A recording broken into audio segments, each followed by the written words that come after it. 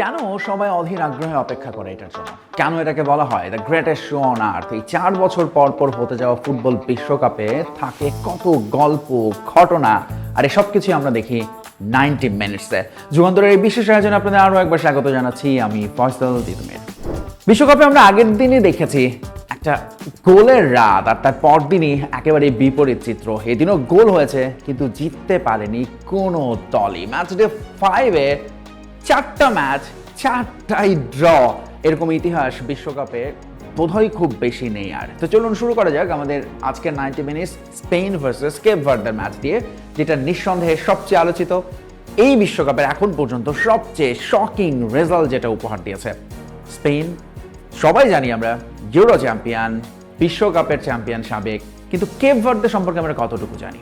একেবারে 600 কিলোমিটার দূরে West coast থেকে আফ্রিকার একটা দেশ, এবং মূলত একটা দ্বীপ রাষ্ট্র যাদের জনসংখ্যা 5 লাখের সামান্য বেশি। কিউরাসাওয়ের পর থার্ড স্মলেস্ট নেশন হিসেবে তারা বিশ্বকাপ খেলছে।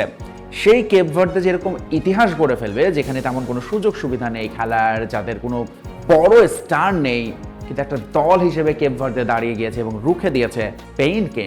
দুর্দান্ত এই ম্যাচের নায়ক বনে গেছেন একজন 40 বছর বয়সী গোলরক্ষক ভজিনহা, যার ইনস্টা ফলোয়ার রাতারাতি 50,000 থেকে হয়ে গিয়েছে 1.5 মিলিয়ন।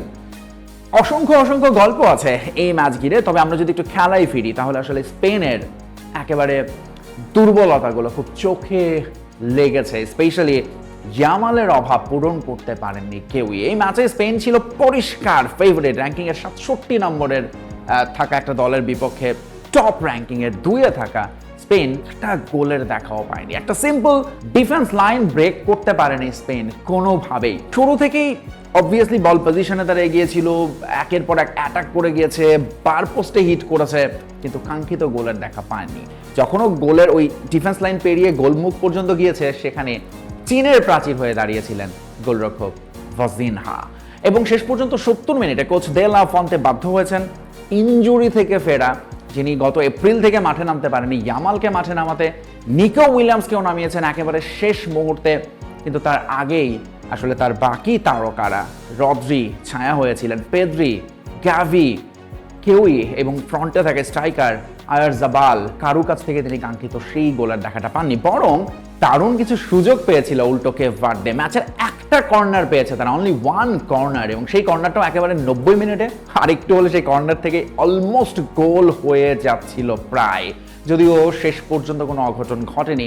একটা পয়েন্ট পেয়েছে স্পেন বটে, কিন্তু এই ম্যাচের ড্রটাই আসলে জয়ের মতো কেপ ভার্দের কাছে। তাদের সেলিব্রেশন, উদযাপন, এবং দেশে এবং আমেরিকাতেও যেভাবে তারা উদযাপন করছে এই ম্যাচে, এই ড্রটা অবশ্যই তাদের জন্য সারা জীবনের মনে রাখার মতো একটা গল্প হিসেবে বয়ে নিয়ে এসেছে। স্পেশালি ধরুন এই দলটার ভজিনহা ম্যান অফ দ্য ম্যাচ, তিনি ম্যাচের শুরুতে এবং শেষে রীতিমতো কাঁদছিলেন, এবং তার যে গল্পটা, তার মা এই ম্যাচে না থাকতে পারার আক্ষেপ, কারণ তিনি তার মাকে আনার খরচ দিতে পারেননি এবং ভিসাও পাওয়া যায়নি। এই সমস্ত ছোট অনেকগুলি ঘটনা আছে কেপ ভার্দের এই দলটা সম্পর্কে, এবং দিন শেষে সেটাই আসলে ফুটবলের চেয়ে অনেক বড় হয়ে ওঠে। এবং শেষ পর্যন্ত কেপ ভার্দের এই বীরত্বের গল্প লেখা থাকবে 2026 বিশ্বকাপের সবচেয়ে বড় অঘটন হিসেবে। অন্যদিকে স্পেনের জন্য তারা বিশ্বকাপের প্রথম ম্যাচ মানেই তাদের কাছে একটা টেনশনে। 2010 সালে যখন চ্যাম্পিয়ন হয়েছিল, সেই ম্যাচেও কিন্তু তারা প্রথম ম্যাচ হেরেছিল সুইজারল্যান্ডের সঙ্গে, কিন্তু তারপর তারা সেই ম্যাচে চ্যাম্পিয়ন হয়ে যায়। এবং গত বিশ্বকাপের কথাও তারা মনে রাখতে পারে, প্রথম ম্যাচ সৌদি আরবের কাছে হেরেই শেষ পর্যন্ত বিশ্ব চ্যাম্পিয়ন হয় আর্জেন্টিনা। সৌদি আরবের কথা যখন বলছি, এই বিশ্বকাপে সৌদি আরবে আরেকটা দারুণ ম্যাচ উপহার দিয়েছে।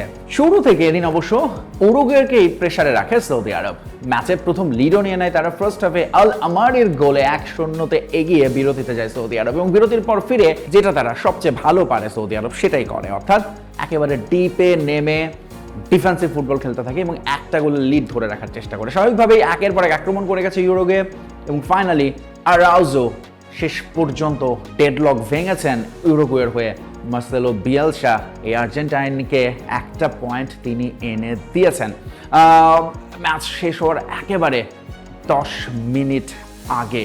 তবে দারুণ পারফরমেন্স করেছেন সৌদি আরবের গোলরক্ষক ওয়াইস, তিনিও আসলে এই ম্যাচের অন্যতম সেরা পারফর্মার বনে গেছেন। তো অন্যদিকে রেকর্ড করেছেন উরুগুয়ের গোলরক্ষক ফার্নান্দো মুসলেরা, সবচেয়ে বেশি বয়সী ফুটবলার হিসেবে বিশ্বকাপ খেলেছেন তিনি উরুগুয়ের হয়ে।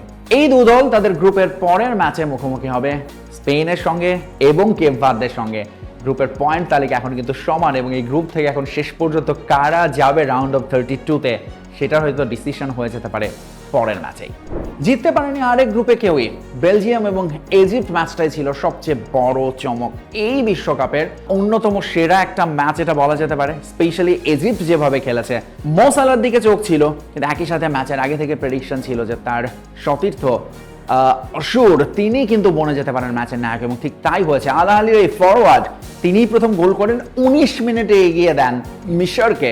যদিও বিশ্বকাপের প্রথম জয়ের অপেক্ষা 92 বছর থেকে যে প্রথম জয়ের খোঁজে ইজিপ্ট, সেটা আজও পাওয়া হয়নি তাদের, কারণ শেষ পর্যন্ত বেলজিয়ামের হয়ে অল টাইম টপ স্কোরার যিনি রোমেলো লুকাকু, তাকে বদলি হিসেবে নামান কোচ রুডি গার্সিয়া, এবং নামার 66 মিনিটে নেমেছেন, তার মিনিট খানিকের মধ্যেই গোলের দেখা পেয়ে গেছে বেলজিয়াম। যদিও শেষ পর্যন্ত সেটা অন গোল হিসেবে লেখা থাকবে, কিন্তু লুকাকুর এখানে টাচ এবং কেভিন ডি ব্রুইনা দুর্দান্ত। এই বয়সেও তিনি বেলজিয়ামের গোল্ডেন জেনারেশনকে ক্যারি করছেন, এবং এই বয়সেও কি দারুণ পারফরমেন্স তিনি করেছেন।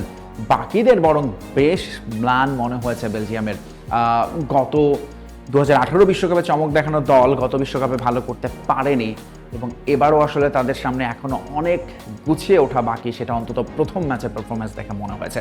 শেষ পর্যন্ত 1-1 সমতায় শেষ হয়েছে এই ম্যাচটিও।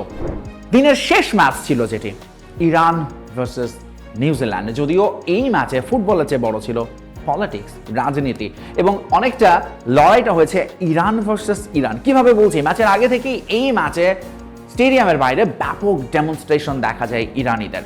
একদিকে ছিল ইরানের দুটি পতাকা দেখা যায়, একটা হচ্ছে ইসলামিক বিপ্লবের আগের পতাকা নিয়ে আসেন কেউ কেউ, আরেকজন নিয়ে আসেন, আরেক গ্রুপ নিয়ে আসে বর্তমান পতাকা। জাতীয় সঙ্গীত দুরকম পক্ষের লোকজন ছিল, বিশেষ করে যারা আমেরিকা আছে দীর্ঘদিন এবং যারা বর্তমান ইরানি শাসন ব্যবস্থার পরিবর্তন চান, তাদের একটা বিক্ষোভ সেখানে চলছিল। কিন্তু শেষ পর্যন্ত ফুটবল মন জয় করেছে সবার, এক করেছে সবাইকে। মাঠের ভেতরে যখন খেলাটা শুরু হয়েছে এবং একের পর এক আক্রমণ, পাল্টা আক্রমণ এবং পিছিয়ে পড়েও ফিরে আসা, দারুণ দারুণ গল্প লিখেছে এই ম্যাচে। দুটি গোলই করেছে নিউজিল্যান্ডের এলিজা জাস। 7 মিনিটে লিড এনে দেন, 32 মিনিটে সমতা ফেরাই এরান। সেখানে আবারও 10 মিনিটের মধ্যে লিড আনেন জাস, সেটাও আবার পরের 10 মিনিটের মধ্যে সমতা আনেন মহাবি। এবং শেষ পর্যন্ত এই জয়ের পর ইরানের ফুটবলাররাও বলছেন, আমরা রাজনীতি বুঝি না, আমরা সবার জন্যই ফুটবল খেলি, এবং তাদের প্রত্যাশা ফুটবলই শেষ পর্যন্ত এক করবে পুরো জাতিকে।